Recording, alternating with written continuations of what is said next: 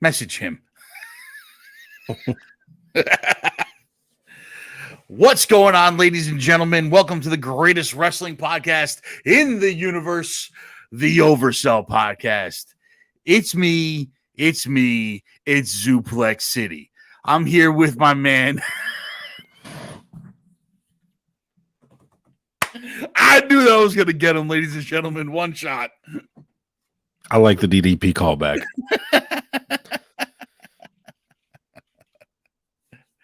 Oh, what's going on, brother? Same old, same old. Well, my camera. There we go. And as usual, the train wreck is upon us.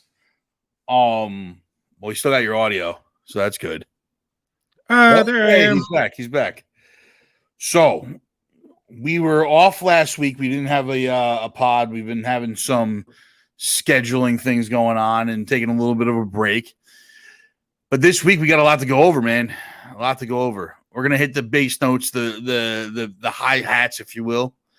So first off, Seth Rollins goes down to NXT to defend his title against Braun Breaker in an open call out in a match that everybody knew Seth was going to win. However, when we were talking about this, I know the captain and Scythe thought it was very stupid that they did this. I thought it was a great idea to get more eyes on NXT. What are your thoughts on it, big dog? I thought it was a good idea. What's up, Butters? I think it's a good idea to. Can you hear me? Yeah, I can hear you. I'm good. I hear you. One, it gets eyes on NXT. Two, it might be to see if Braun's ready for main guard. That's what I was thinking. Plus, Braun recently made a heel turn. So putting him up against the guy that's the most over in the entire company really lets us know if Braun can keep going with this heel persona or if he needs to turn back to a face before going up to the main card. I thought everybody wins here. The captain's argument was, we know Braun can't win, so it kind of buries Braun. But knowing that Braun can't win, I don't think it buries him because they put on a hell of a match. And the storytelling in the match was so smart that I think they both got over. Yeah, no, I don't think it buries him at all in the least. It put a spotlight on him. Like if he's big enough that he's facing Seth now, then he needs to be moved to main roster. I agree with that. See, that's where I was at with it. Especially after he got snubbed at the draft, for whatever reason may be. We're thinking that has more to do with the Rick Steiner debacle at a recent TNA show, that he was being punished for the actions of his father, which I don't agree with, but I mean, the WWE does what WWE does, you know what I mean? And he looked good. He looked great, man. He looks great every time he goes out there. So and against Seth, he looked really good. He sold real well. They ended it with a double curb stomp, which was, that one curb stomp looked brutal as shit. Yeah, that second one especially. But the double curb stomp was the smart way to end it because it showed that Seth had to pull out too, because they were kicking out of each other. He kicked out of the spear, he kicked out of the curb stomp, So Seth having to pull out too. I think it was a great move. I think it was a great move on their part to get more eyes on NXT, get more eyes on Braun, and really maybe hopefully make a push for him to go to the main roster. Which maybe he'll be a surprise at Money in the Bank. That's possible. Speaking of Money in the Bank, next week, Money in the Bank is going to be live from the O2 Arena in London. We are working out how we are going to do a watch party for this because it is another 1:00 in the afternoon show. So we may do a delayed watch party for Money in the Bank. We're not sure yet. We're going to get back to you guys on that. We'll let you guys know what we're doing for the watch party. WWE is kind of killing us with these 1:00 showings going overseas and whatnot. And I get it, I get it. But 1:00 in the afternoon when people got work and stuff, it's a little bit difficult. You know what I mean? This card's pretty stacked. What are what do you feel about Money in the Bank as a whole? Is it one of your go-tos? It was one of your favorites? Is it one of your, like, you don't like it as much? Yeah, it's all right. All right. I'm not upset about working that day. I will tell you right now, Money in the Bank is one of my favorite pay-per-views every year. I love the match setup. Like, honestly, like the rest of the matches around the Money in the Bank matches, I don't give a shit about. It's the Money in the Bank gimmick in general is such a great thing to have in the company because it always brings unknown, right? You never know when that's going to hit. You never know when Mr. Money in the Bank, is going to cash in. We've had some of the greatest moments in history in the WWE on Money in the Bank cash-ins. I agree. I like the cash-ins, but the pay-per-view is just not my go-to. Yeah, I get you. So we got to start off the card is a match that no one understands why this is happening. It makes no fucking sense whatsoever. But we're getting Cody Rhodes versus Dom for some fucking reason. He's a bad father. I don't understand how Cody Rhodes goes from this war with Lesnar for the past 2 pay-per-views to Money in the Bank where he's like he has to go up against Condom of all fucking people. Yeah, like I don't know if this is just a placeholder because Brock didn't want to go to England. Like, I mean, it has to be. It's got to be, right?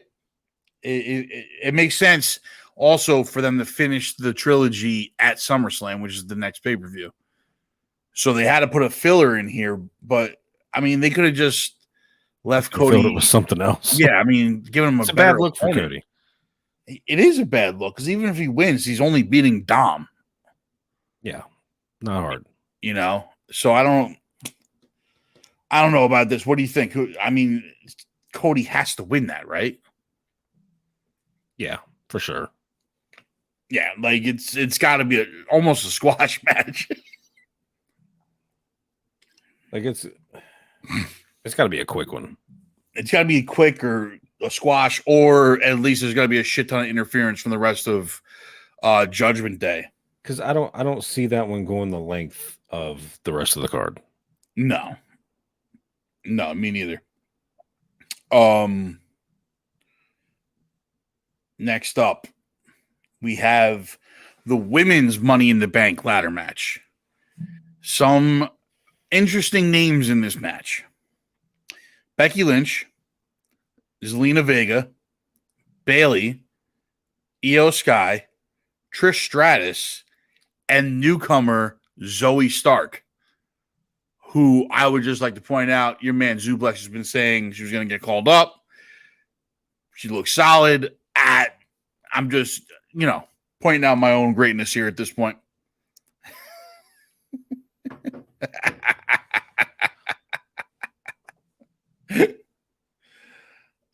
What do you think? What do you think for this one?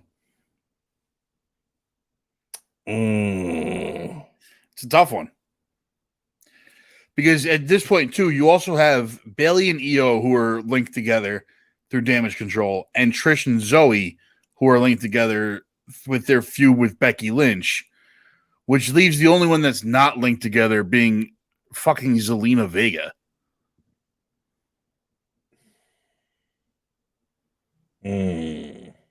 Right? Like, I don't know on this one.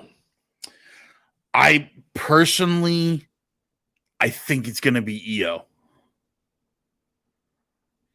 Really? Yeah, I think Io wins it. Bayley gets pissed off. They end up breaking up Damage Control. Io cashes in on Asuka, and we get Io versus Asuka, which is what the fans have been clamoring for 10 years now. I mean, maybe. I just don't see that one. I mean, that's the only way I see it, though. You know what I'm saying? Like, Becky winning is Becky winning, right? Like Becky could always win and always be great having the briefcase and everything like that, right? Zoe Stark, newcomer on the block. I could see her win. I could really see any of these chicks winning it. I think it's gonna be Becky. You think so? You think they put it in the hands of the man? I mean, the only one I see that can't win it is Trish. Why? Because there's no point in giving her a Money in the Bank briefcase.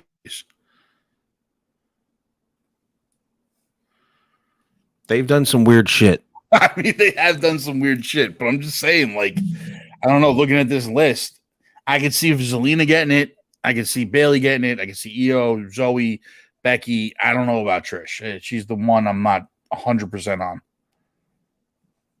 But either way, it's going to change the outlook of what's going to be happening. Because with your current champions of Asuka and Rhea, I don't think they're going to.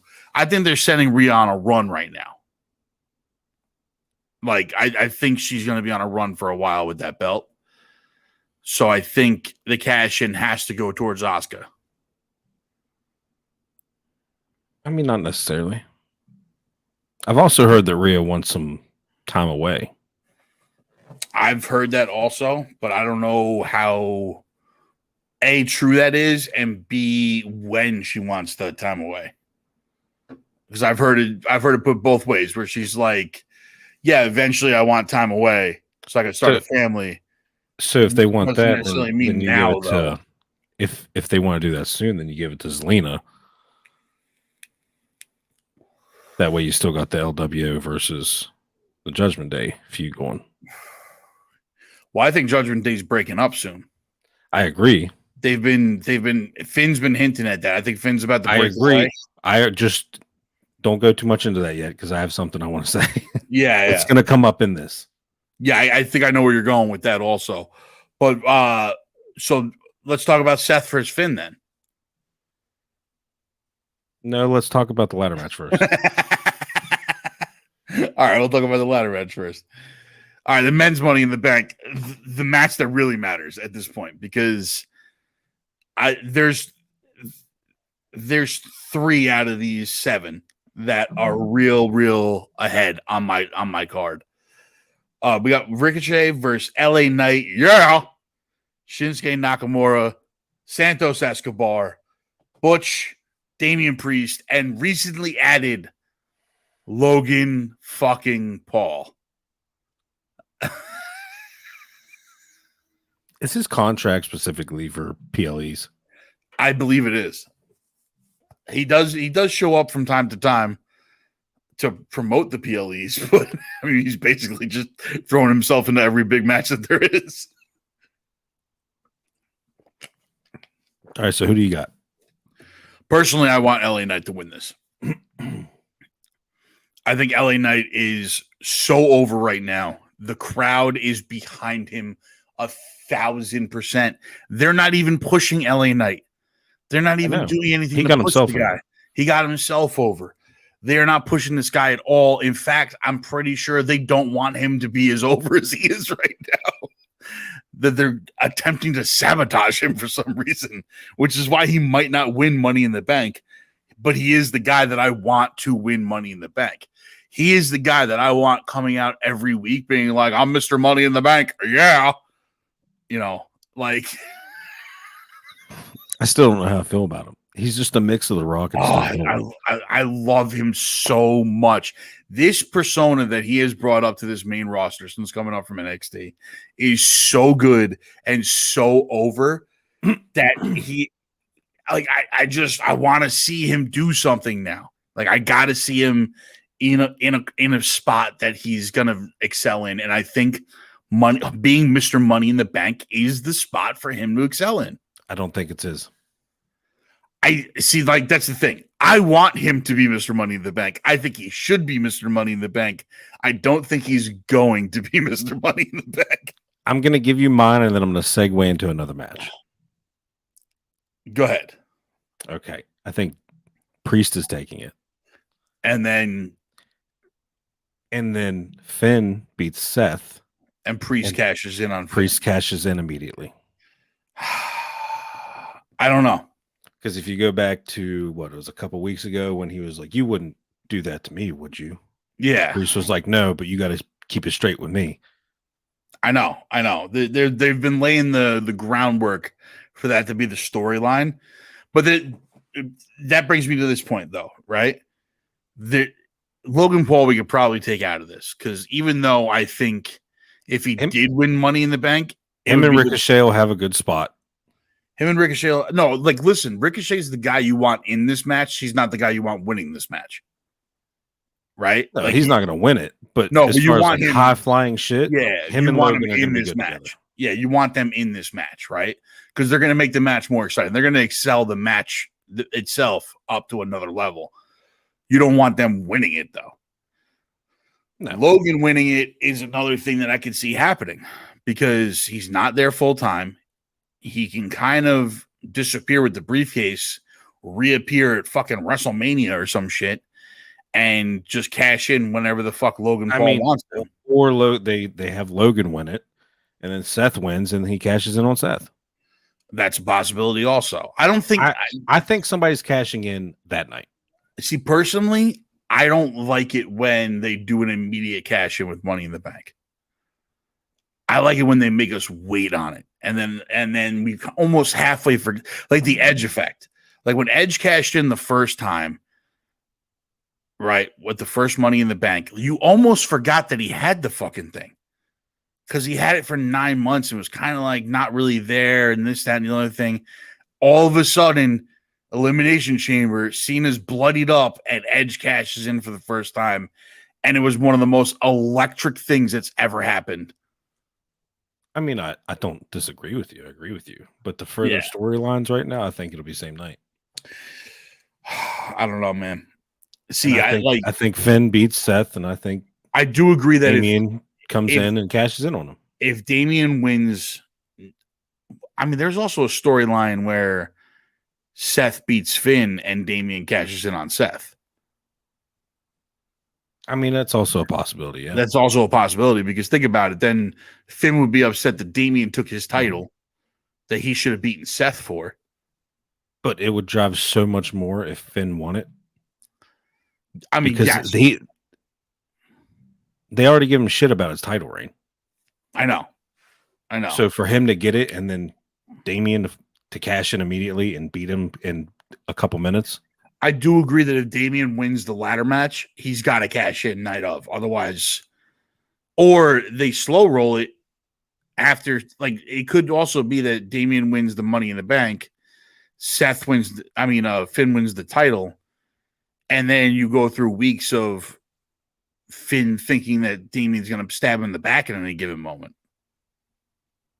I don't think they drag it out. I think they're one to end. They're one to end doing storylines lately, bro. I think they want to end factions.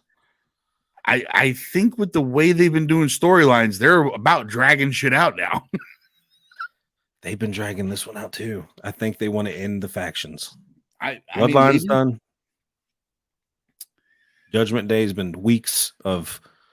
Are they going to be done soon? Are they going to be done soon? I think they're done. Yeah, I mean, it looked like for a while that they were building up more and more factions.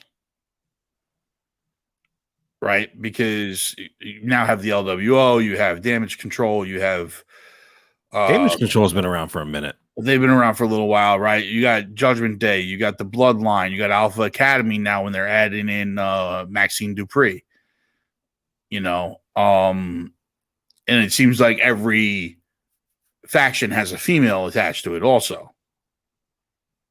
So I don't know if they're looking to end factions right away.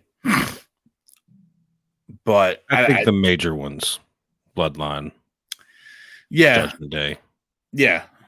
The ones that have had the spotlight for a hot minute. Yeah. I mean, that I could see happening. LWO, I don't think they're going to end anytime soon. But really, LWO is kind of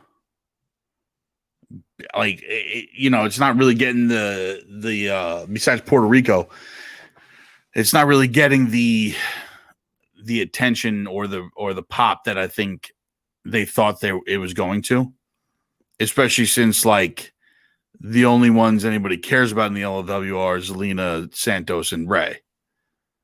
Whereas like the other two guys, Angel Garza and Joaquin Wild, like no one gives a fuck about those guys. Right. So I mean, I do agree that them going from La Fantasma, Del whatever the fuck to LWO is a smarter move. But I mean, immediately destroying the Judgment Day in one night, though.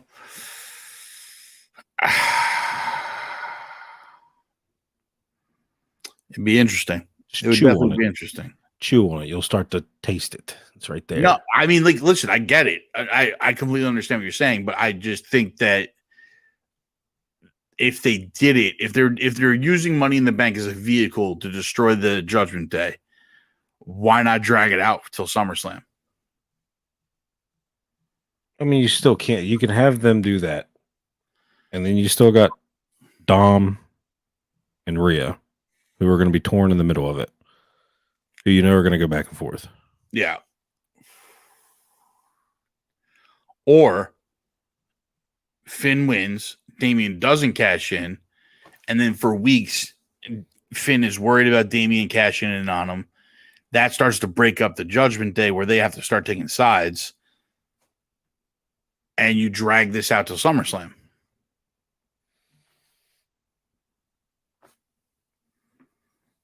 I mean, it could, but I don't think they're going to.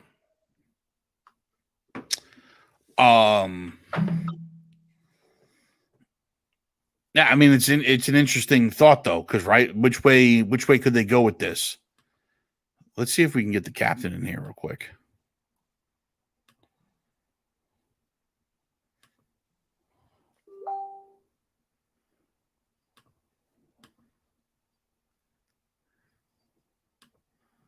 Come on.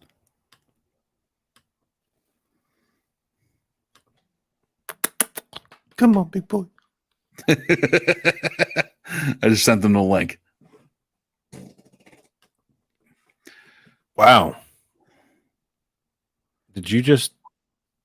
No, it's a new chair. You're a lying motherfucker.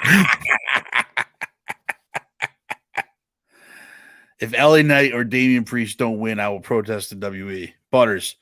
I mean, they're the two front runners, right? Like LA Knight or Damian Priest. I could see if they want to do, like, I agree with you. If they want to do a short Money in the Bank run, you go with Priest. If you want to do a long, drawn out one where you get to eat that shit up every fucking night, you go with LA Knight, right? Like, that's seems to be the way that they could go with this. Now, the question is, there's no shot of whoever wins this Money in the Bank cashing in on Roman, right? No. I don't see it. I don't see it. Oh, the only way I see it is if it's LA Knight and he holds it for like a year. Yeah, I don't even see that. I don't even see that. I don't think they want to end Roman's reign on a Money in the Bank cash in. No, they're not going to. They're going to go after the new title, the heavyweight championship.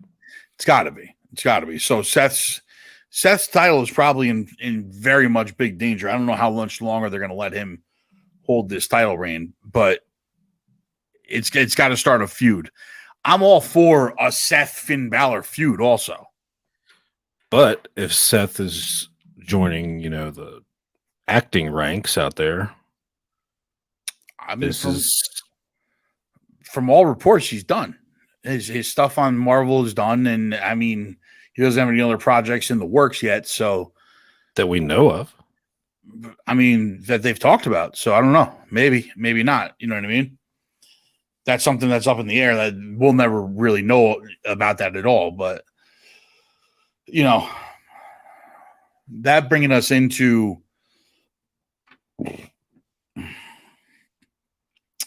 this bloodline civil war, sir. It finally happened. The Usos have turned on Roman a couple of SmackDowns ago.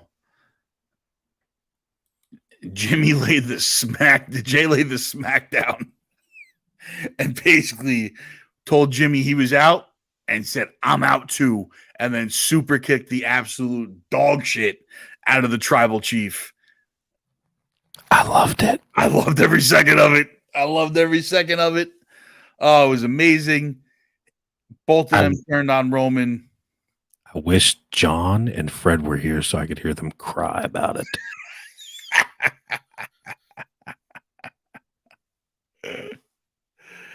Oh man. I mean, what a better way. I mean, it's perfect. It's perfect. Going into Money in the Bank, we have the tag match, Usos versus Roman and Solo. What do you think? Where do you think this goes? I hope the Usos win. Do you think that they're like? What do you think this storyline goes to though? Like, get along. If the Usos win, it's kind of over. Is it? I mean, it kind of is, because then where do you go from there? Then it's just Roman and Solo with Paul Heyman, doing what? Like, I don't. I think the Usos got to take the loss here. The Usos lose, which I don't want to happen, but it's probably inevitable. Sammy and KO come in to help. Absolutely not. Yeah. Sammy and KO are so removed from this bloodline storyline. Are they? Yeah, they are. Are they? Then why do they have Sammy just sitting in the back before he went out? Maybe Sammy comes out, but I don't think Sammy and KO both come out. I think you get Sammy and KO both up. I don't know, man. I don't know, because they're doing two different things here, because KO's character turn that he's taken recently, which I fucking love, by the way, of him just blowing his unhinged, blowing his top every fucking 2 seconds, because the stuff he's been saying with Imperium has been absolutely fantastic. Whereas like the long neck guy, the guy with the ears, the bald one. Let the bald one talk. Let the bald one talk. You guys never let the bald one talk. Let the bald one talk. So you get Sammy, KO. They come out. Roman and Paul take off, leaving Solo to take the beat down, and they give him one of the old bloodline beat downs. And then there's your wedge between Solo and Roman. Which then goes back to what Cody says, which is Jay's going to leave you, Jimmy's going to leave you, and then when Solo leaves you, you've got an advocate. Oh, you think then we get Cody versus Roman at SummerSlam? I don't know if it'd be a SummerSlam. I don't even know if Cody plays a part in it, but what Cody said to him, I think, comes to fruition. They've been dragging this bloodline storyline out for years now. I don't see them rushing the finale. You know what I mean? I think this gets dragged out. I don't agree with the captain where he is telling us that that Roman's going to wind up beating Hulk Hogan's record. I don't see that happening, because that's still another 400 days from now. I think it's possible. Not another year of this. No, it's that they've been putting him in tag matches. They can continue to do that. No, because eventually he's gonna have to defend the title. Like, that's the thing. Yeah, he'll defend it. He'll win. They'll go on to. He's proven that he can't win without the bloodline. So if the bloodline's not there to help him, how does he win? I don't know. So you think this is one of the biggest problems that I had with the Cody storyline in the fucking first place. And I argued with John till I was blue in the face about this, because John says that Cody doesn't deserve a rematch. And I say, because he didn't win clean, he absolutely deserves a rematch. Which is what you deserves one. Yeah, because Solo's the one that beat him, not Roman. But I think they're going to put Cody through hell before he gets that rematch because they're the way he left the obviously, company, and yeah. I think he's still got some dues to pay. Obviously, that's what's happening. But I'm just saying that storyline wise, if Roman beats Cody clean, then you could turn around and say he doesn't deserve a rematch. Yeah, but he's not going to beat him clean. Roman doesn't beat people clean. That's my point. That's my point, though. So if Roman doesn't beat people clean, and he's got no bloodline to say of to back him, then how does he hold this title for another year? If it was like 3 months, I'd say, yeah, no problem. 400 days? I think they're going to let him beat Hogan's record. I don't think so. I think they are. I don't see it. I don't see it now. Because if that was true, then what we're going through right now, this split wouldn't have happened until like Royal Rumble.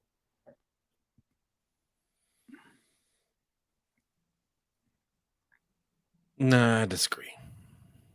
I think you're going to have some outside bloodline individuals helping Roman out. Who?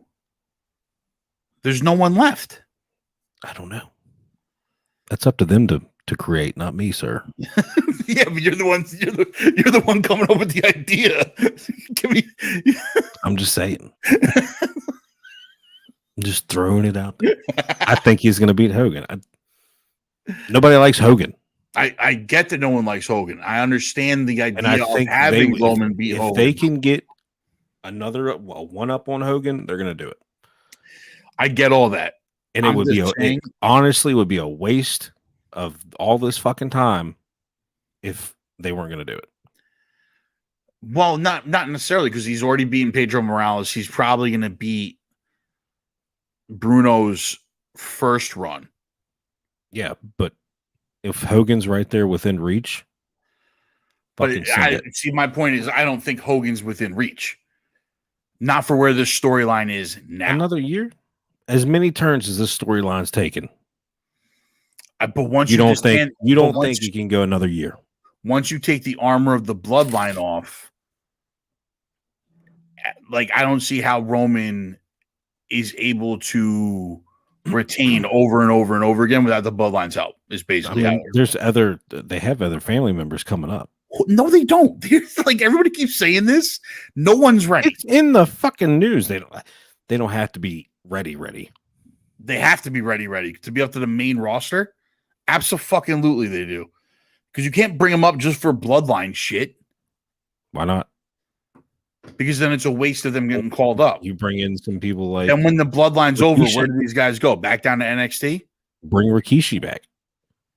Rikishi's 200 years old at this point. That'd be a good variable for it. He don't have to do a fighting role. He does not have to wrestle. Around? What's like? What do you mean? It doesn't have to be in a fighting role. Someone's got to back up Roman. He can be all words. Oh, the guy never talks.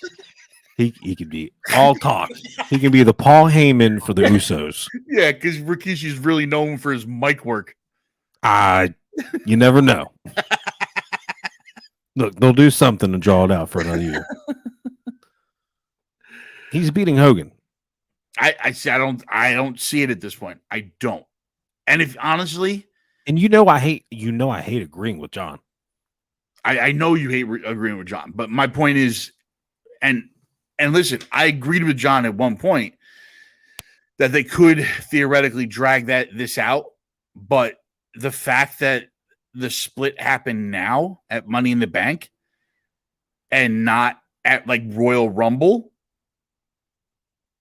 because they would have had to drag this out for another 6 months just to get the time frame right to reach Hogan. I disagree. Or, like, you're right, and they drag this out to Hogan, and the end of the bloodline storyline becomes the worst ending to any storyline ever. Because this is going to get so boring. Is if he has no bloodline and Roman's just going out there and beating everybody. You know it as well as I do that this will ruin this epic storyline. We will see. We will see. There's just too many avenues they can take it. Way too many. I don't think there is that many. I think realistically, I don't know who's going to end up coming out. I mean, it's got to be Cody in my opinion, has to be Cody that ends up beating Roman. I'd like for it to be Seth. I wouldn't mind it being Seth either, but I don't see they need Seth to bring legitimacy and like a storyline to the other title. At least for right now, they do. So, I mean, without them having the Usos and let's say Solo. Yeah, Butters, I agree with you. If Vince is back on the throne, which they've kind of gone back and forth on, it seems like Vince just pops in for certain shows, makes a bunch of changes, and then Triple H is left holding the bag, trying to figure out how to make the changes back and shit. So that's also like needs to be said. But facts. That's where we're at with the bloodline. Money in the Bank is next week, ladies and gentlemen. We're going to figure out the watch party situation for it. We may have to do a nighttime watch party and be 4 hours behind everybody else, but we'll watch with all of you guys, our fans, and the guys that usually watch with us and everything like that. Maybe that's how we'll do it. What do you think? What do you think we should do for it? Because I don't think any of us are going to be around. That's the problem. I work. I'm at work until 6 or 7 that night. I know. I'm at work till 3 or 4. So Saturday. So what's John work on Saturdays? John's schedule's always up in the air. Yeah. So is Fred's right now. End of the school year is what's killing us. That'd be a late night one. Yeah, like 8 or 9. Yeah, we'd have to figure it out. But we'll get back to you guys on that. Make sure you guys like, follow, and subscribe. Everything on GGen. Turn your notifications on so you can get more great content like this. We love you guys all. We appreciate you. We want to keep doing this for you guys. So make sure you guys are liking, following, and sharing. Make sure you guys are sharing. That's what really helps us out. Get more eyes on the man, the Zuplex City, and One Shot. Yeah. All right, we're out of here. Love you guys all. We're signing off. This is the Oversell Podcast. Deuces.